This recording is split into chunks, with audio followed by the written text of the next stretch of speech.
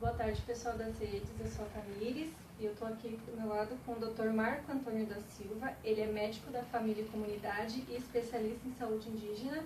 E hoje a gente vai conversar um pouco sobre um dos últimos ISA Capital que a gente publicou aqui nas redes, falando sobre morbidade nos últimos 15 dias da entrevista dos munícipes de São Paulo.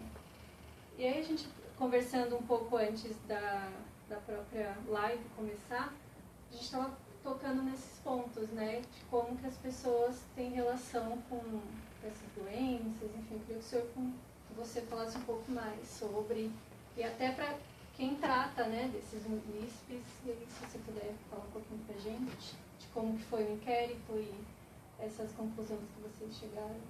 Uhum. É um trabalho muito interessante, né, de um vulto grande, né, esse inquérito traz dados muito interessantes, né, para a gente pensar a saúde. Ele mostra, né, ele faz a pergunta de se a pessoa tem algum problema de saúde nos últimos 15 dias, né, e a partir disso ela vai dizer, né, o que ela tem e a pessoa vai classificar. O que aparece nos dados, eles são dados mais ou menos perceptíveis, né, na nossa prática do dia a dia. Ele fala bastante dos dados, né, de ter problemas respiratórios. A gente viu no próprio ISA que 30% das pessoas apresentaram algum tipo de problema respiratório em algum nível.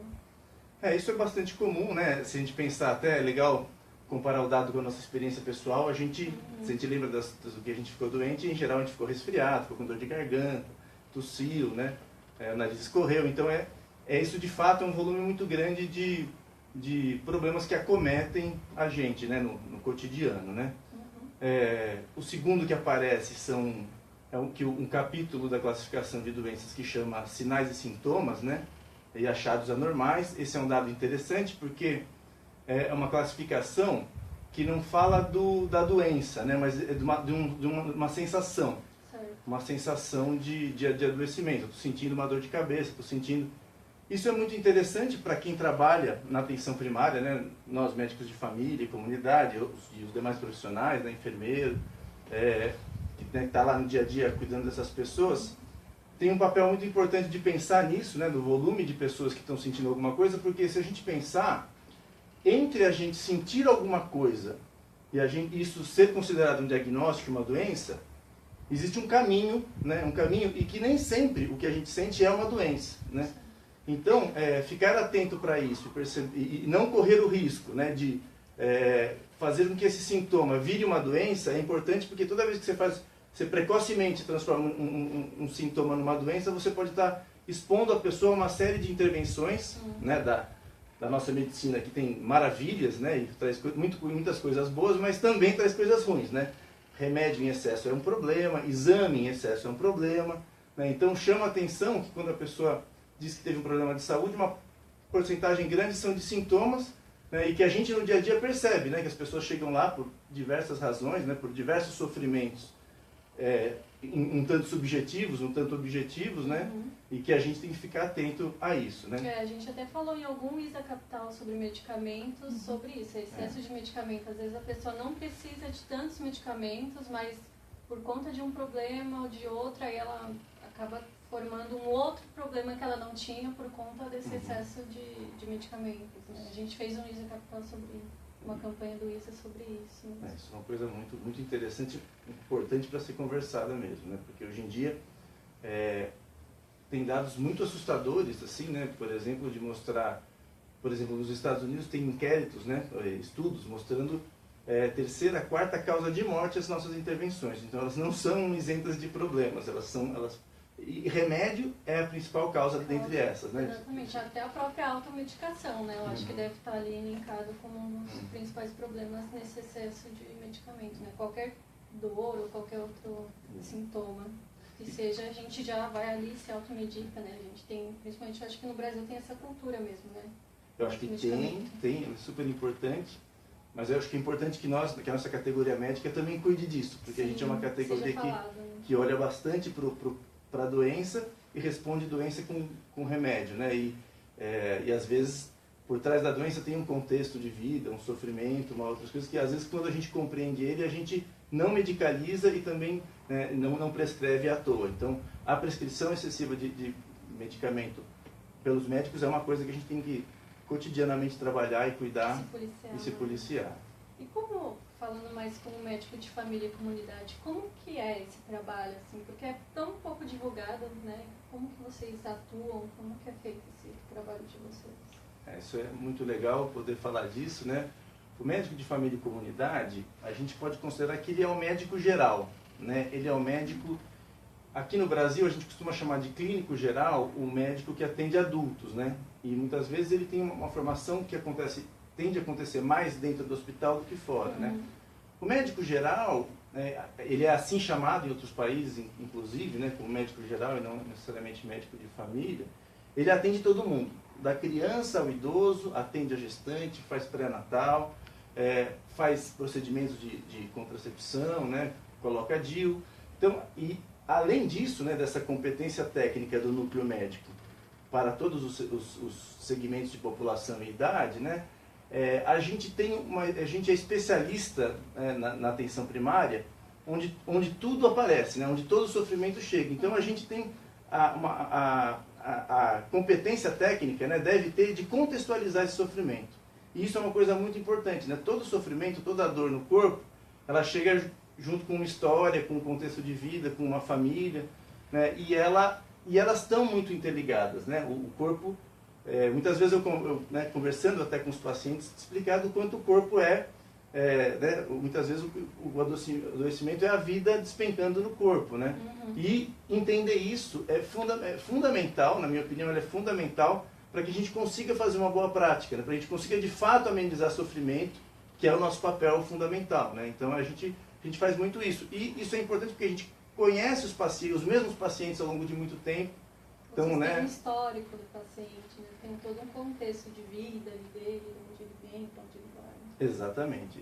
Conhece a casa do paciente, né, que é uma coisa que traz muitos elementos, né? Às vezes você fala, conversa como tem que se alimentar, aí você está lá dentro da casa e vê botando açúcar no suco Tang, diabético, né? Você fala, aí a coisa toma uma vida, né? A realidade aparece do que às vezes fica falando, repetindo certas cartilhas, né? Não fazem tanto sentido, né? Então isso faz muita diferença para um cuidado que de fato atinge o seu objetivo, que é melhorar a vida das pessoas, evitar que elas adoeçam e sofram menos. E aí vocês conseguem estabelecer uma relação de confiança mesmo, né, entre médico e paciente. Eu acho que, né, tendo essa questão do histórico e de indo até a casa do paciente, eu acho que vocês conseguem ter uma relação de confiança que hoje em dia é tão difícil, né, da gente conseguir ter com um profissional de saúde. Sem dúvida, sem dúvida.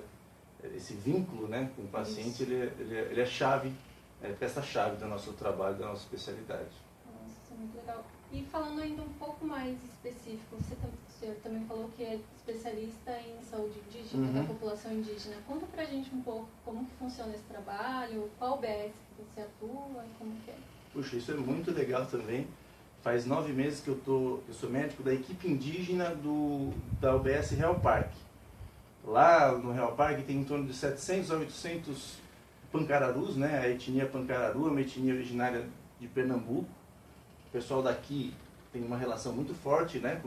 Agora que acaba o ano, muita gente está indo, né? Várias consultas falando, estou indo para a aldeia. Uns vão para ficar 3 meses, outros vão para fazer as suas obrigações, inclusive espirituais, com os seus antepassados, essas coisas. E a gente está lá, é uma equipe que já tem alguns anos, né? E ele é muito interessante, né? Porque o Brasil, isso é uma coisa que pouca gente sabe, o Brasil tem uma legislação, o SUS é uma legislação muito avançada, né?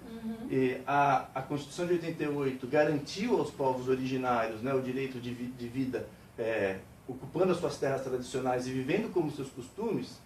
E a lei do Brasil, juntando esses dois princípios fundamentais de acesso universal à saúde e de direito aos povos indígenas, garantiu a eles o direito de uma atenção à saúde diferenciada.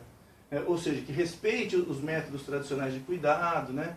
E isso, agora da lei, né, botar isso em prática é um exercício muito importante de uma luta por um valor muito grande do nosso povo, né? Porque tem esses povos originários ameríndios como grandes constituidores da nossa sociedade, né? E muitas vezes esquecidos e muitas vezes não reconhecidos como tal, né? Então, um pouco, vou lá tanto cumprir esta tarefa importante de ser médico de atenção primária, né? E como como cuidar das populações indígenas, e aí a gente está lá e tem sido muito interessante. Tem camadas e camadas de cultura muito viva por trás daquela superfície onde você olha e não vê índio, como as pessoas dizem, usando tratamentos tradicionais, tratamentos espirituais, com especialistas tradicionais muito valorosos, inclusive citando a tia Lídia, agente indígena de saúde, e pajé, faz um trabalho muito bonito lá com a população. Bacana. E é pouco divulgado esse tipo de ação, né, esse tipo de programa, até dentro da própria secretaria como um todo. E aí é um esforço nosso, enquanto comunicação, também tentar deixar isso mais visível. Uhum. O senhor tem mais alguma coisa para... Tem, acho que, até retomando, né, acho importante, tem um dado muito significativo do inquérito, né, que eu acho que de todos são muito, muito interessante, mostrando como, por exemplo, né, um dado que a gente sabe bastante, quantos determinantes sociais fazem a gente adoecer, né, e isso a gente estava falando um pouco disso. Sociais, né?